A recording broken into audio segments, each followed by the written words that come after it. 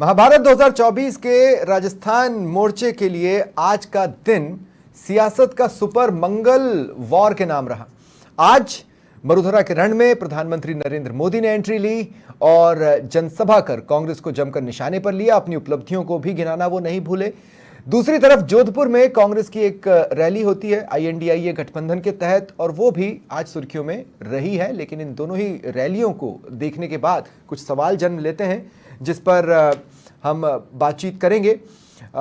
मेरे साथ जो गेस्ट जुड़ेंगे उनसे आपको इंट्रोड्यूस करवाऊंगा। सबसे पहले प्रश्नकाल में अपने दर्शकों का और अपने गेस्ट पौरुष भारद्वाज जी और तन्मय शर्मा जी बीजेपी की ओर से, कांग्रेस की ओर से पौरुष भारद्वाज जी, इनका स्वागत करता हूं। और सबसे पहला सवाल तन्मय शर्मा जी मैं आपसे पूछना चाहता हूं।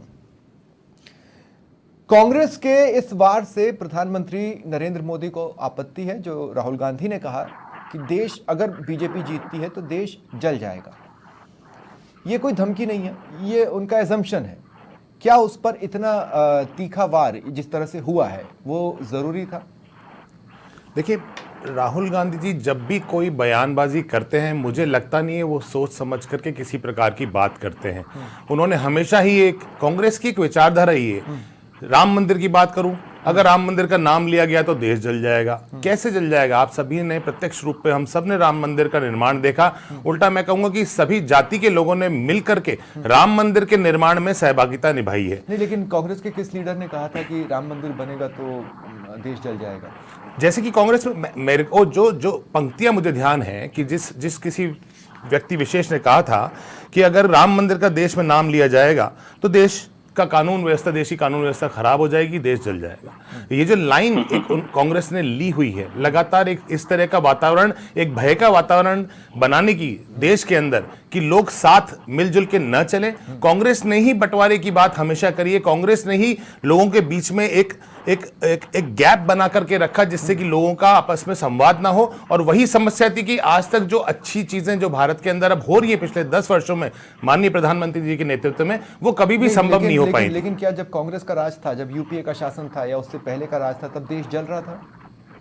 देश की अगर हम बात करें, देश की जलने को हम किन किन प्रारूपों में देखते हैं? अगर हम देश की बात करते हैं, अर्थव्यवस्था के रूप में देखते हैं, तो हम कहां खड़े थे?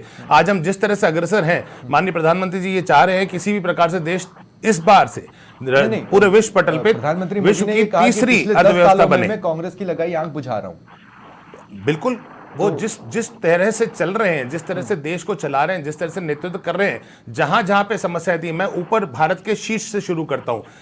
कश्मीर को हमने आज के 15 साल विगत वर्षों में भी देखा है और पिछले 10 वर्षों में देखा और अभी विगत कुछ वर्षों में भी हमने देखा है जिस प्रकार से कांग्रेस। चुनाव तो हो रहा था वहां पे, अभी तो चुनाव भी नहीं हो पा रहे, सुप्रीम कोर्ट को बोलना पड़ा चुनाव कराओ। बात पूरे देश की हम करते हैं कि अगर कांग्रेस में राहुल गांधी कह रहे हैं कि देश जल जाएगा, तो देश तो भारतीय जनता पार्टी बचा रही है। मतलब प्रधानमंत्री मोदी सिंबॉलिक तौर पर यह कह रहे थे कि कांग्रेस की राज में आग लगी हुई थी। कांग्रेस के राज्य में जितनी समस्याएं देश में और देश में रहने वालों को सामना करनी पड़ रही थी, पर 10 सालों में आग अभी बुझी नहीं है। लगातार प्रयास ये हो रहा है कि जिस आग को कांग्रेस ने रोका था, जिस तरह से उसको फैला रहे थे, आप खुद विश्लेषण करिए इन चीजों का कि किस प्रकार से देश की अर्थव्यवस्था, देश के लोग तरसते, पूरा देश एक पिछड़ी व्यवस्था थी। आज वो 10 वर्षों में और पिछले विगत कुछ वर्षों में, मैं मानता हूं कि 100 में से 100 कार्य नहीं हुए होंगे, परंतु ये मैं जरूर कह सकता हूं 100 में से 80 कार्य करने की जो काबिलियत दिखाई वो माननीय प्रधानमंत्री जी ने दिखाई। पौरुष भारद्वाज जी, बीजेपी आई तो देश जल जाएगा, इस बात का क्या तर्क है? यही देश अगर कहीं कुछ होता है तो एक दूसरे की मदद के लिए आज भी खड़ा होता है, ऐसा तो नहीं है भाई? आज भी कांग्रेस से सिंपैथी रखने वाले लोग हैं ना इस देश में, तो इसका मतलब है कि ह्यूमैनिटी तो है।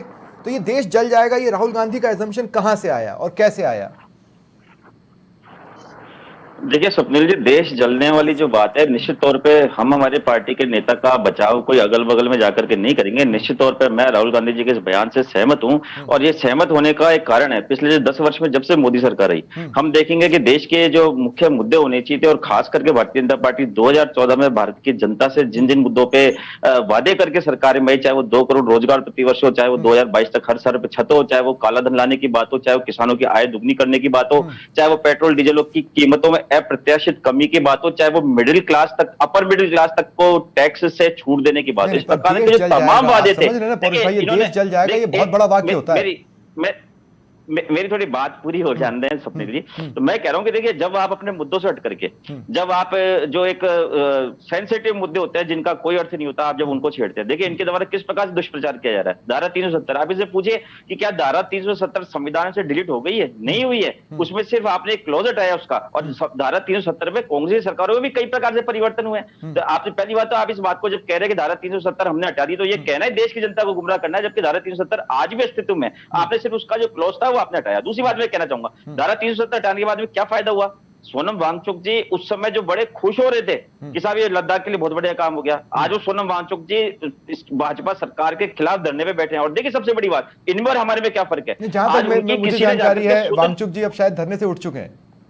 नहीं, अब उठ गए, लेकिन 20 दिन तक उनका धरना चला। मैं उसकी बात कहना चाह रहा हूं आपसे। और देखिए दूसरी बात मैं कहना चाह रहा हूं, नहीं, लेकिन नहीं, मैं अब आपको रोकना चाहूंगा, मैं आपको इसलिए रोकना चाहूंगा पौरुष भाई। सबसे पहले तो ये जो आग लगने वाली बात होती है, ये कानून व्यवस्था की बात होती है। मैं आपसे ये कह रहा हूं कि ये जो आग लगने वाली बात होती है, ये कानून व्यवस्था की बात होती है। अब मैक्सिमम स्टेट्स में बीजेपी है, अगर कोई आग लगाने की कोशिश करेगा तो कानून व्यवस्था उसे रोकेगी। प्रदेश में जब आग लगाने की कोशिश हो रही थी, तब आप बैठे हुए थे करौली में, उदयपुर में, या जहां कहीं भी कोई घटना हुई, तो आग किसके अंडर में लगी? कौन उसे कंट्रोल कर सकता है? यही तो सबसे बड़ा सवाल है। हमें तो नहीं लगता कि कांग्रेस कर सकती है। कहीं से एक धड़ा प्रदर्शन करता है और आप एक नया नियम ले आते हैं। मैं आपसे इस बात को कहना चाहूंगा कि देखिए, एक व्यक्ति के हाथ में पेट्रोल है और एक व्यक्ति के हाथ में पानी, जो आग बुझाने का पाइप है।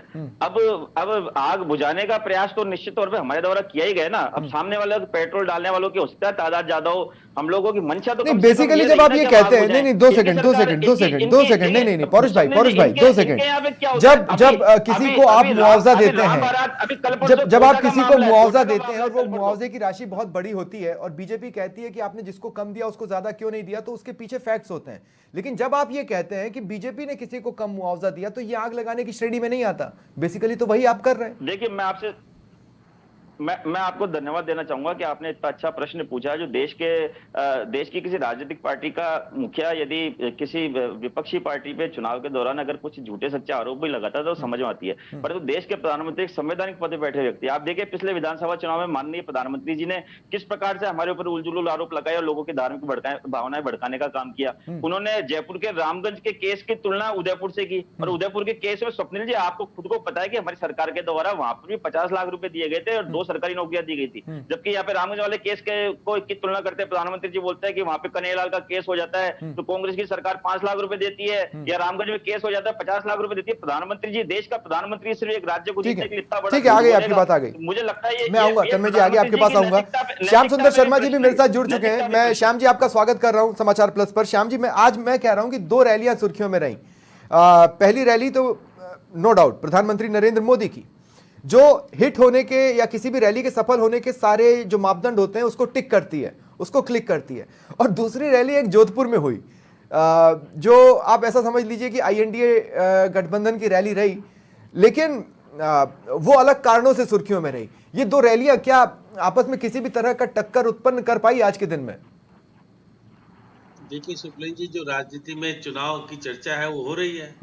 अब जोधपुर में जिस प्रकार से आज एकता दिखी, और पहली बार सचिन पायलट और पूर्व मुख्यमंत्री अशोक गहलोत एक मंच पर देखने को मिले। बीच में डोटासरा जी बैठे थे। हाँ, डोटासरा और प्रभारी भी थे, चारों लोग थे, पहली बात था। और ये सही बात है, इंडिया गठबंधन की रैली थी, संयुक्त रूप से कांग्रेस की अकेली रैली नहीं थी, सबकी संयुक्त रूप से रैली होने में देखिएगा निश्चित तौर पे इनका कैंडिडेट इस बार ठीक ठाक है, अच्छा पैसे वाला भी है, सब कुछ है, धरातल पे कुछ मजबूत है। तो उसने आज दिखा दिया कि हाँ, मैं कुछ करके दिखाना चाहता हूँ, मैं 2 लोगों को ला सकता हूँ। जनता कितने पूरे करेगी तो 4 तारीख को मालूम पड़ेगा। लेकिन पौरुष जी, आप बार बार बात करो, अब भी अशोक गहलोत और सचिन पायलट के बीच में जो कुछ होना चाहिए नहीं है। सोनिया गांधी क्यों नहीं कर पा रही है उनके अंदर तालमेल? और श्याम जी, मैं उदाहरण जोड़ूं क्या? अगर आप परमिशन दे तो मैं उदाहरण जोड़ूं क्या? अगर आप परमिशन दे तो मैं उदाहरण जोड़ता हूं। आज सचिन पायलट जब ये कहते हैं कि उचार्डा जी रगड़ाई कर आए 20-25-30 सालों में, तो ये एकजुटता का संदेश नहीं देता। उचार्डा जी जब ये बोलते हैं कि मैं सचिन पायलट और अशोक गहलोत को एक साथ लाने में सफल रहा, अब कांग्रेस एकजुट होने की ओर बढ़ रही है, तो भी एकजुटता का संदेश नहीं देता। अब देखिएगा शुक्ला जी, क्योंकि वो तो व्यक्ति कब से चुनाव लड़ने के सपने देख रहा था, ये अशोक गहलोत लड़ने नहीं दे रहा था। जब अशोक गहलोत का पुत्र रणछोड़ दास बन गया तो उसको मौका मिला पहली बार, और सचिन पायलट ने उसको टिकट दिलाने में कामयाबी हासिल कर ली। तो ऐसी स्थिति में उसका कहना तो ठीक है कि मैं कब से सपने देख रहा था, वो सपने पूरे नहीं हो रहे थे। अब सपने पूरे जनता पूरे करेगी, जब होगा वो जनता देगी। चुनाव तो लड़ रहा है, चुनाव अच्छा भी लड़ेगा मेरे को लगता है। लेकिन जिस तरह से आज देखिए ढूंढाड़ में 2019 में पहली रैली मोदी जी ने की थी, आज जो बता रहे थे, आज देखिए आज मोदी जी की रैली में जो कसक और जो आरोप लगाने का जो सिलसिला होता था, मेरे को लगा नहीं आज क्यों नहीं लगा पाए वो, क्योंकि डबल इंजन की सरकार है। और वो 12 रुपए जेब में रखने की अशोक गहलोत की बात कहा करते थे विधानसभा चुनाव में, वो यहाँ जवाब देने में कामयाब नहीं हुए आज। हाँ, उन्होंने बहुत सारी चीजें अपनी कही। उन्होंने कहा कि मैं निश्चित तौर पर अभी मेरे 10 साल में तो टेलर दिखाया, पिक्चर तो बाकी है, मेरे को विकास करने बाकी है। वो तो सारी चीज कह गए, और 25 से 25 जीतूंगा ये भी दिलासा दे गए, और बच्चों को ये भी कह के गए, युवाओं को, कि मेरा संदेश जरूर लोगों तक पहुंचाना, जिस प्रकार से पहुंचाने का काम करते हैं। गर्मी बहुत है, लेकिन कहना वोट जरूर डाले, जलपान बाद में करे। मोदी जी आए थे, संदेश दे के गए। मोदी जी ने संदेश देने का जरूर काम किया, लेकिन जिस प्रकार से आज मंच पर जो कुछ देखने को मिला, करोड़ीलाल मीणा से क्या बातचीत की, राजेंद्र राठौड़ से, सतीश पूनिया से भी गुफ्तगू हुई है, पूनिया से, और हाँ वो सारों से आज नाराजगी मंच में दिखा के गए। मैं इनको सबको समझा के जा रहा हूँ, गड़बड़ मत करना, क्योंकि एक को तो हमने हरियाणा भेज दिया, दूसरे को भेज नहीं पाए। अब देखिए राजेंद्र राठौड़ को तो कोई भेज नहीं पाए, वो तो यहीं पर है। तो इसी स्थिति में मोदी जी ने बहुत कुछ संदेश देने का काम भी किया। देखिए मुख्यमंत्री जी ने तो कहा कि मैं तो कुछ नहीं हूँ, मोदी की गारंटी। ठीक है, मैं मोदी की रैली पर ही लौटूंगा और अगली बार, और तन्मय जी से सवाल लूंगा, और फिर कांग्रेस की रैली पर पौरुष जी आपसे सवाल लूंगा। लेकिन उससे पहले एक छोटे से ब्रेक के लिए यहां पर रुक रहा हूं, जल्द हाजिर होते हैं।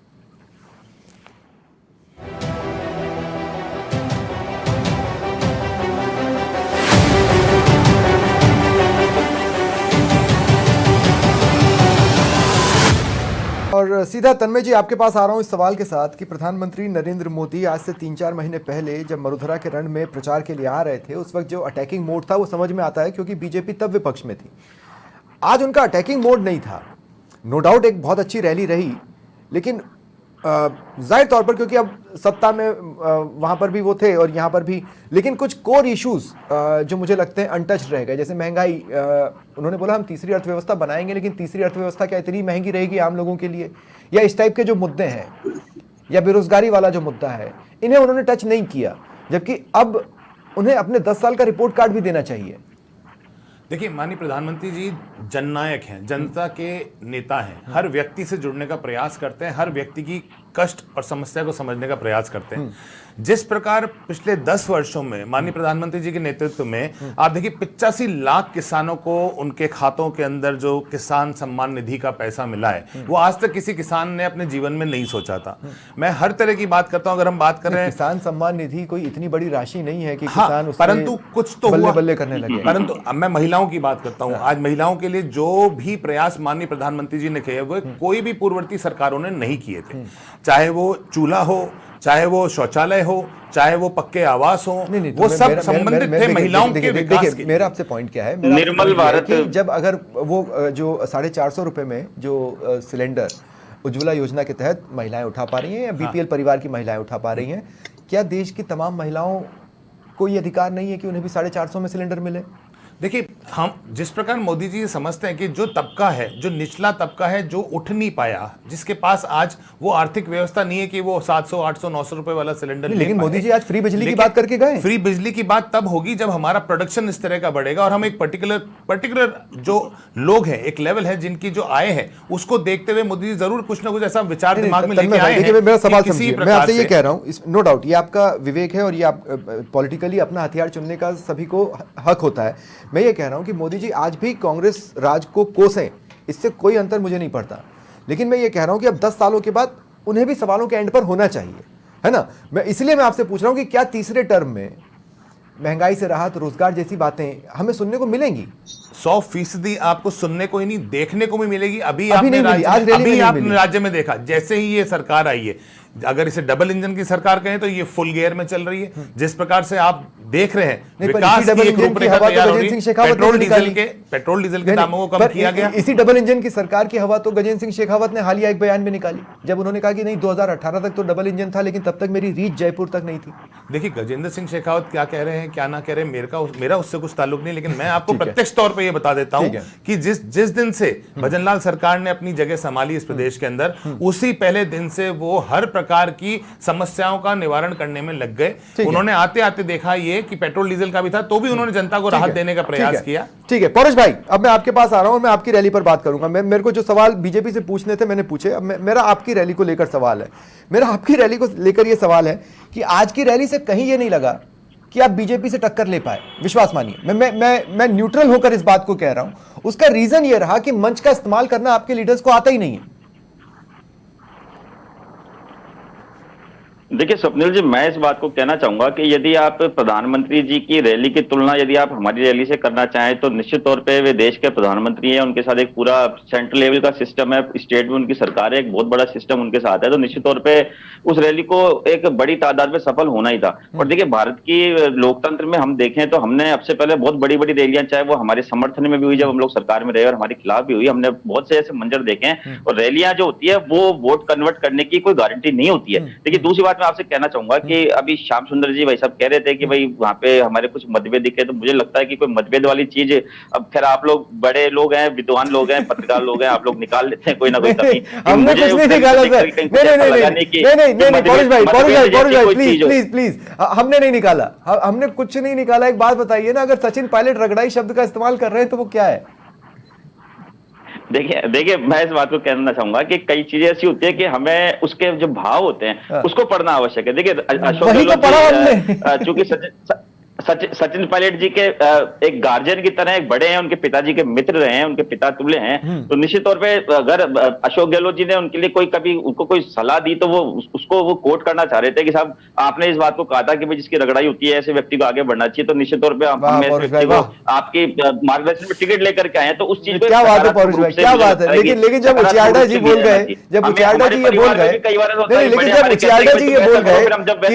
अब कांग्रेस एकजुट होने की ओर बढ़ रही है, नहीं देखिए उचियार्डा जी ने कहा कि इन दो को मैं लेकर आया और अब कांग्रेस एकजुट होने की ओर बढ़ रही है, तो इसका मतलब एकजुट पहले नहीं थी ना, और अभी तो बढ़ रही है, अभी भी नहीं है। नहीं देखिए ये तो कॉमन सेंस है, ये तो हिंदी का बात क्या है, ये अब आप कम से कम व्याकरण न समझाना पौरुष भाई, व्याकरण मत समझाना आप कम से कम। नहीं मैं इस बात को कहना चाहूंगा कि देखिए चुनावी रैलियां जो होती है, जैसे मोदी जी अमित शाह जी की मैं बात को कोट करना चाहूंगा। अमित शाह जी ने 15 लाख वाली बात के लिए कहा कि भाई वो कई बार जुमले होते हैं, निकल जाते हैं मुंह से, तो निश्चित तौर पे कैंडिडेट जब होते हैं, जब चुनाव लड़ने के लिए जाते हैं, वो निश्चित तौर पे अपने चुनावी क्षेत्र का दूल्हा वो होते हैं, तो वो कई बार भावना में बह करके भी कई बार वोट। एक बात बताइए, मोदी की रैली ने आपको नुकसान तो पहुंचाया हमेशा, छोटा कैंडिडेट होता है। एक बात बताइए, मोदी की रैली ने आपको नुकसान तो हमेशा पहुंचाया, आज की रैली भी आपको कुछ तो नुकसान पहुंचाएगी, आप तय मानकर चलिए रणनीतिक स्तर पर। देखिए स्वप्निल जी, मैं ये कहना चाहूंगा कि निश्चित तौर पे आज प्रधानमंत्री जी की रैली देख करके मुझे बहुत निराशा हुई। वाकई में कांग्रेस पार्टी के प्रवक्ता होने के नाते नहीं, एक भारत देश के नागरिक होने के नाते मुझे बहुत तकलीफ हुई कि जब देश के प्रधानमंत्री को प्रधानमंत्री रहते हुए 10 साल हो जाते हैं और उनके भाषण का 90% हिस्सा जो होता है वो अपने पूर्ववर्ती सरकार के ऊपर फोकस रहता है वो, और वो अपनी सरकार की उपलब्धियां मात्र अपने भाषण में 10% भी जगह नहीं दे पाते। नहीं पौरुष भाई देखिए, क्या पौरुष भाई मैं आपको टोक रहा हूं, और मैं आपको देखिए किस बात से टोक रहा हूं। होता यह है कि जैसे किसी बंजर जमीन को कोई किसान उपजाऊ बनाए, मान लीजिए आप, तो वो जब भी अपनी सक्सेस की गाथा बताएगा तो वो पहले ये जरूर बताएगा कि उसके हिस्से में पहले बंजर जमीन आई थी। मैं तन्मय जी आपसे एक बात पूछना चाह रहा हूं कि चलिए अगर आपने देश को उपजाऊ बना भी दिया, तो आज भी सतीश पूनिया और राजेंद्र राठौड़ के साथ गुफ्तगू क्या हुई? क्योंकि ये बड़ा मीडिया में सेंसेशन बना हुआ है कि मंच पर ही पास बुलाकर कान में धीमे से कुछ बात करना, वो हरियाणा में क्या कुछ चल रहा है ये तो नहीं पूछ रहे होंगे। हालांकि मैं ये बता दूं कि माननीय प्रधानमंत्री जी ने मुझे ये नहीं बताया कि उन दोनों से उन्होंने क्या गुफ्तगू की, परंतु एक भारतीय जनता पार्टी का जो मैं कार्यकर्ता हूं, मैं सुनिश्चित तौर पे बता सकता हूं माननीय प्रधानमंत्री जी ने उनको भी वही जीत का मंत्र बिल्कुल सिंपल तरीके से समझाया कि हमको ये पूरे प्रदेश के अंदर, राजस्थान के अंदर 25 की 25 सीटें लेकर के आना है, और इस बार हमें 400 पार का आंकड़ा छूना है और देश को विकास के मार्ग पर लेके जाना है। ठीक है श्याम सुंदर जी, आपके पास मैं क्लोजिंग कमेंट के लिए आ रहा हूं। मैं एक बार फिर अपना सवाल स्पेसिफिक कर देता हूं कि मानकर चलिए कि अगर ये कोई वीडियो गेम होता या डिजिटल वर्ल्ड होता और इन दो रैलियों के बीच में टक्कर हो रही होती, तो कौन सी रैली भारी नजर आई? सिंपल सी बात है। अब देखिए स्वप्निल जी, प्रधानमंत्री की रैली भारी होगी निश्चित तौर पर, क्योंकि प्रधानमंत्री की रैली तो वो नामांकन रैली थी, ये शंखनाद वाली रैली हाँ, थी हाँ। प्रदेश में ढूंढाड़ वाली इलाके में, जहां पर भाजपा की स्थिति कमजोर है, इसलिए लाया गया है जयपुर ग्रामीण में, नहीं तो लाने की जरूरत नहीं थी। अब तन्मय जी बड़े प्यार से कह रहे हैं कि देखिए क्या कि ये बॉर्डर वाला इलाका है जहां से हरियाणा शुरू होता है। अब कोटपुतली के आगे से हरियाणा हाँ, शुरू हो हाँ। जाता है, तो हरियाणा की जिम्मेदारी आजकल सतीश पूनिया के पास है, तो सतीश पूनिया को तो कुछ पूछा ही होगा। और फिर डॉक्टर करोड़ी लाल मीणा को क्या पूछा उन्होंने कि भाई तुम नामांकन के दौरान कहाँ गायब हो गए थे, अब वापिस आ गए हो तो ऐसा मत करना, कुछ गड़बड़ करो। इसलिए वो देखिए कई चीजें इशारों में सबसे पहले करोड़ी लाल मीणा के थप्पी मारी 2 बार, और फिर अरुण चतुर्वेदी को भी पूछ के चले गए, भाई चिंता मत करना, कुछ दिया नहीं तो अब तुम्हारा भविष्य पता नहीं क्या क्या देने वाले हैं, कुछ पता नहीं कुछ। देखिए आज मंच का जो बाद वाला नजारा था वो ज्यादा महत्वपूर्ण था। इससे पहले वाला नजारा तो मुझे, पुरुष जी आप बार आप नहीं कह पा रहे हो कि प्रधानमंत्री जी जो कहना चाहिए था वो कह गए, ERCP भी कह गए, देखिएगा वो यमुना जल स्रोत की बात भी कर गए, सब कुछ कह के गए कि मैंने सब कुछ करा दिया है। अब आप देखिए अशोक गहलोत नहीं करा पाए, अब प्रधानमंत्री अगर कह के जा रहे हैं, इसीलिए मैंने कहा कि किसी भी रैली के सफल होने के जितने भी मापदंड हो सकते हैं, उन मापदंडों के बॉक्स को प्रधानमंत्री मोदी ने टिक किया है इस रैली में, इस बात को नकारा नहीं जा सकता।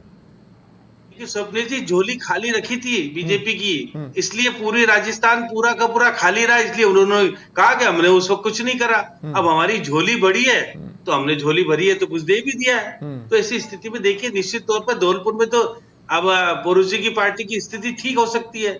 अब देखिए भरतपुर में क्या होगा मुझे नहीं पता, दौसा की स्थिति भी ठीक हो सकती है, लेकिन कांग्रेस एकता के सूत्र में चुनाव लड़ेगी और गठबंधन का कुछ फायदा मिलेगा तो हो सकता हो, क्योंकि कांग्रेस अकेले तो कुछ नहीं कर पा रही थी। हाँ। अब गठबंधन के सारे गठबंधन के लिहाज से देखें तो जब उचारडा कहते हैं आरएलपी कार्यकर्ताओं को कि अगर मैं जीता तो मैं हनुमान बेनीवाल की तर्ज पर काम करूंगा, यही बात हनुमान बेनीवाल वहां खड़े होकर बोलें तो उसका एक अलग इंपैक्ट पड़ता शायद। लेकिन बहुत बहुत शुक्रिया आप सभी का मेरे साथ जुड़ने के लिए और इस चर्चा में शामिल होने के लिए। यह था आज का प्रश्नकाल। नमस्कार।